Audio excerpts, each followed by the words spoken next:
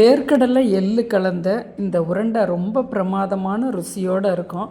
நான் வறுத்த வேர்க்கடலையே போடுறேன். அதனால் ஒரு 2 நிமிஷம் மட்டும் 40% அனலில் வறுத்து அதை நல்லா தோல் நீக்கிற அளவுக்கு கொஞ்சம் ஆறுனோன்னா தோலை எடுத்துக்கலாம். இதுக்கு 1/4 பங்கு கருப்பு எள்ளு.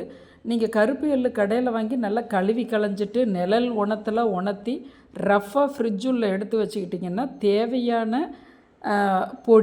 பொடி வகைகள், லட்டு இது போல் எதுனாலும் செய்துக்கலாம். இப்போ இந்த எள்ளு சட்டி சூடாக இருக்கும்போது எந்த பதார்த்தத்துக்கும் எள்ளு அப்படி வறுத்தா தான் படப்படான்னு சவுண்டு வரும். சவுண்டு வரலன்னாலும் பரவாயில்ல, லைட்டாக புகை கிளம்புனதுன்னா எடுத்துருங்க. அதுக்கு மேலே வச்சுருந்தா அதாவது கசப்பு தட்டும் எள்ளு 40% அனல்லே வறுக்கணும். என்னது லைட்டாக படப்படங்குது. நான் எடுத்து ஜாரில் கொட்டி வச்சுட்டேன், ஆறட்டும், அரைச்சிக்கலாம். இப்போ இதனுடைய தோலை எடுத்துக்கலாம். 1-2 தோல் இருக்கிறதுல தப்பு இல்லை, தோலில். ஆனால் பெரியவங்க சொல்லுவாங்க பித்தம் இருக்கிறதா, அதனால் கொஞ்சம் எடுத்துக்கலாம், கொஞ்சம் இருக்கட்டும். ஃபுல்லாக எடுக்கிறதுனாலும் ருசி அட்டகாசமாக இருக்கும், நீங்கள் எடுத்துடலாம். 1 பங்கு வேர்க்கடலைக்கு 1 பங்கு இடித்த வெல்லம் இது போல் கலரில் எடுத்திங்கன்னா டேஸ்ட்டு பிரமாதமாக இருக்கும். மஞ்சள் கலரை கொஞ்சம் தவிர்க்கலாம், ஒரேடியாக கருப்பாக இருந்தாலும் அது ருசி இருக்கிறதில்ல. நல்லா எள்ளை முடிஞ்ச அளவுக்கு அரைச்சிக்கிட்டோம். இப்போ கொஞ்சம் கடலையை கொஞ்சமாக ரஃப்பாக அரைச்சி இதில் கொட்டிக்கிறோம். 2ஐயும் கலந்துக்கிறோம்.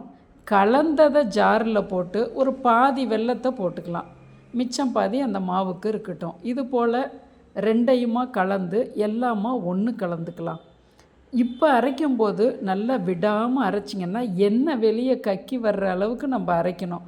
அப்போ தான் லட்டு பிடிக்க ஏதுவாக இருக்கும். சாப்பிடவுமே அந்த கடலையிலையும் எள்ளுலையே இருந்தும் வந்த எண்ணெய் அவ்வளோ ஒரு ருசியை தரும் நாக்குக்கு.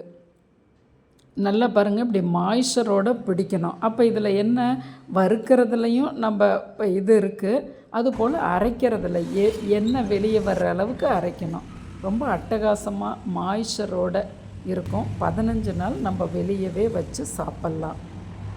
இந்த ட்ரெடிஷ்னல் வேர்க்கடலை எள்ளு உருண்டை அயன் கண்டென்ட்டும் கால்சியமும் உள்ளது. வேர்க்கடலையை டாமினேட் பண்ணக்கூடாது எள்ளு. கருப்பு எள்ளு தான் ருசியாக இருக்கும். நம்ம 1/4 பங்கு எள்ளு போட்டிருக்கோம். நீங்கள் 1/4 பங்கில் பாதி கூட போட்டுக்கலாம் எள்ளு. ஆனால் 1/4 பங்குக்கு மேலே போட்டோன்னா அது ருசி அப்படியே கொலாப்ஸ் ஆயிரும். எல்லாம் எப்பயுமே எள்ளை கணக்கு எடுக்கிறதில்ல, கடலையை தான் கணக்கு எடுக்கிறது. 1 பங்குக்கு 1 பங்கு வெல்லம் ரொம்ப சரியாக இருக்கும். இப்போ வரக்கூடிய அந்த கரும்புலேருந்து எடுக்கக்கூடிய அந்த வெல்லம் கொஞ்சம் ஸ்வீட் கம்மியாக இருக்குது, அதனால கொஞ்சமாக அதிகம் பண்ணிக்கலாம். இந்த வேர்க்கடலை உருண்டை உங்களுக்கு வரன்னு இருக்கிறதுனால க்ரீமியாக சாப்பிட ரொம்ப அட்டகாசமாக இருக்கும். ஒரு முறை இதே மெத்தடில் செய்து பாருங்கள்.